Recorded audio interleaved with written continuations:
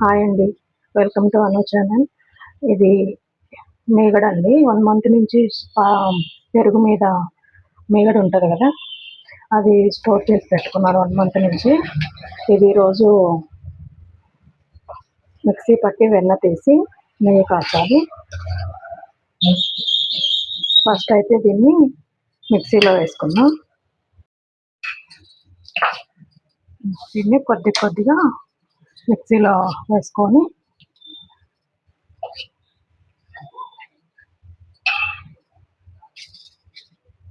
కొంచెం వాటర్ వేసుకోవాలి అండి. కొంచెం వాటర్ వేసుకోవాలి.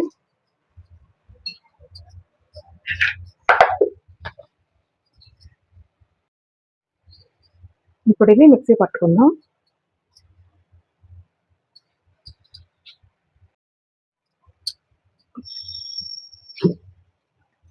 ఇదిగోండి ఇలా వస్తుంది.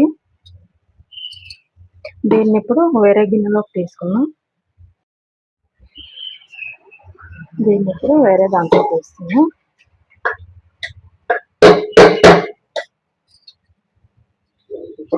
సేమ్ మళ్ళా అంతేనండి.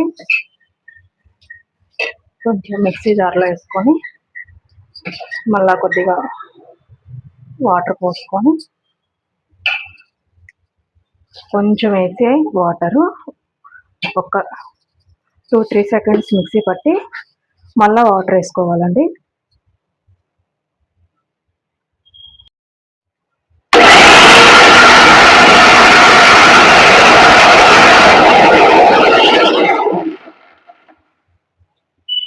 అలా ఒక 2-3 సెకండ్స్ తిప్పి మళ్ళీ కొద్దిగా వాటర్ వేసుకొని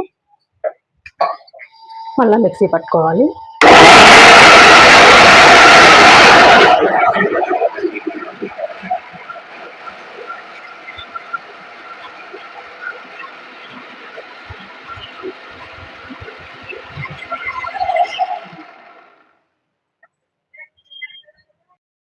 ఇదిగోండి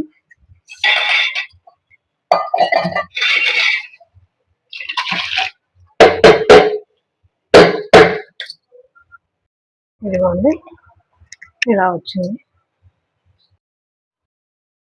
ఇదిగోండి ఇంత వచ్చింది వెన్న. దీన్ని ఇప్పుడు వేడి చేసుకుందాం స్టవ్ మీద పెట్టి.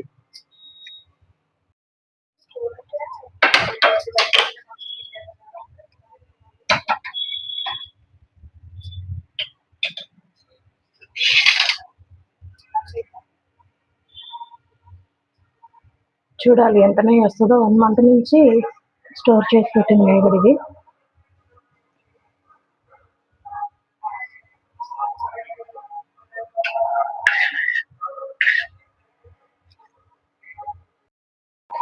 వీడియో నచ్చితే లైక్ చేయండి, షేర్ చేయండి, సబ్స్క్రైబ్ చేసుకోండి. ప్లీజ్ సపోర్ట్ చేయండి నన్ను.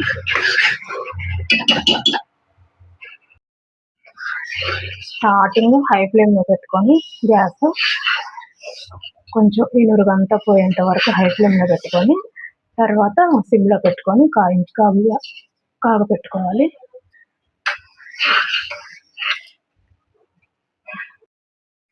స్టార్టింగ్ హై ఫ్లేమ్లో ఒక 5 minutes అలా పెట్టుకొని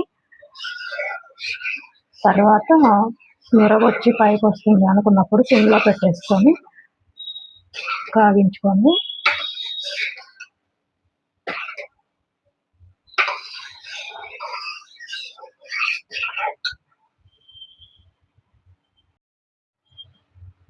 చూడండి ఇలా వచ్చింది. ఇంకొక 5 minutes ఉంటే నెయ్యి అయిపోతుంది.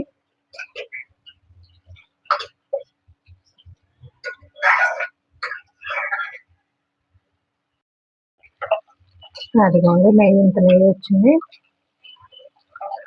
స్మెల్ మాత్రం మంచి స్మెల్ వస్తుంది. నెయ్యి కాచేటప్పుడు ఇల్లంతా మంచి స్మెల్ వస్తుంది. దీంట్లో తమలపాకు కూడా వేస్తారంటండి, కానీ నేనైతే వేయను. ఎక్కువ రోజులు స్టోర్ చేసి పెట్టుకున్న స్మెల్ అనేది రాకుండా నెయ్యి పాడవకుండా ఉంటుందని.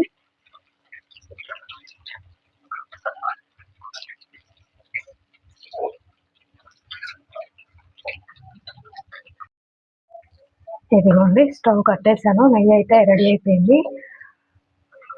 ఇది ఒక 10 minutes తర్వాత కొంచెం చల్లగా అయిపోయిన తర్వాత వడకట్టేస్తాను.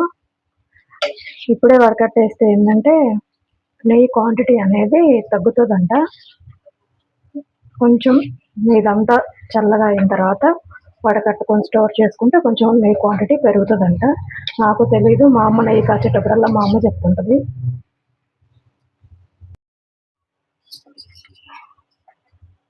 ఇదిగోండి, ఇప్పుడు వడకట్టేస్తున్నాను.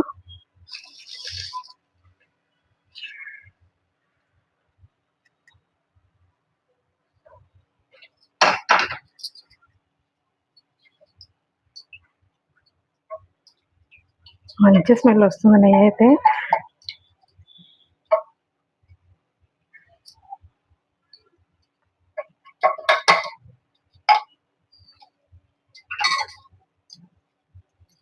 ఇదిగోండి, ఇంత నెయ్యి వచ్చింది 1 మంత్ స్టోర్ చేస్తే.